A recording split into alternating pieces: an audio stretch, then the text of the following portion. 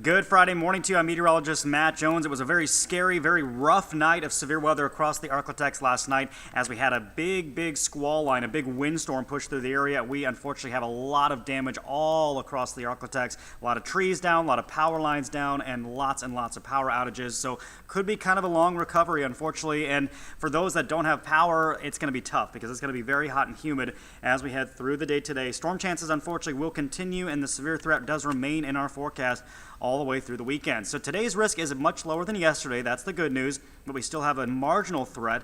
That's the green shaded area. That's the northern half of our region.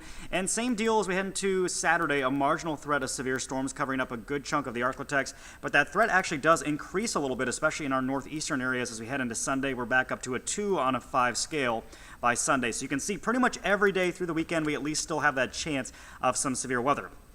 Now, if we get some severe storms over the next couple of days, as we've seen recently, damaging winds and hail are going to be the two main threats here. Tornado threat's going to be on the low end, and flooding threat, that is a possibility, although that's still on the low end as well.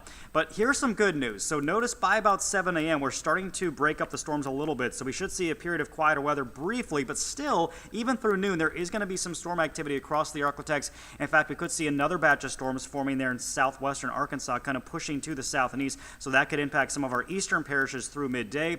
Then finally getting a little bit of a break as we head into the late afternoon and early evening, but we could see more storms firing by the evening hours. Here's 10 p.m., and you see more of those storms along in south of I-20, and then we'll finally quiet down as we head into Saturday. Saturday is looking a lot quieter, so good news for any cleanup that we have across the region, although we could see another area of storms developing by Saturday night. So overall, it is going to stay rather active, and it's hot and it's humid, and I know a lot of you are without power, so this is not good.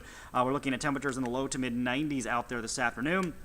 92 Shreveport, Texarkana, 91. Look at Natchitoches, close to 100. Manny, 98. Center, Texas, 96. Much cooler, though, as you travel farther north.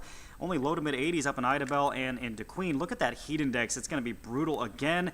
It's going to feel like 105 to 110 today along and south of I-20, and that humidity is going to stick with us for some time all the way through next week. It's going to stay oppressive with the heat and the humidity. Here's a look at that First Alert 7-day forecast. Now notice our storm chances do go down, but I want to mention overnight Saturday into Sunday, we do have another area of storms that could move through, and again, there is that threat of more severe weather. Notice, though, in the 7-day, we have dropped the temperatures. It does not look as hot as it was a couple days ago, so more like low 90s as we head through most of next week, but with the humidity still very high, it is still going to feel like the triple digits.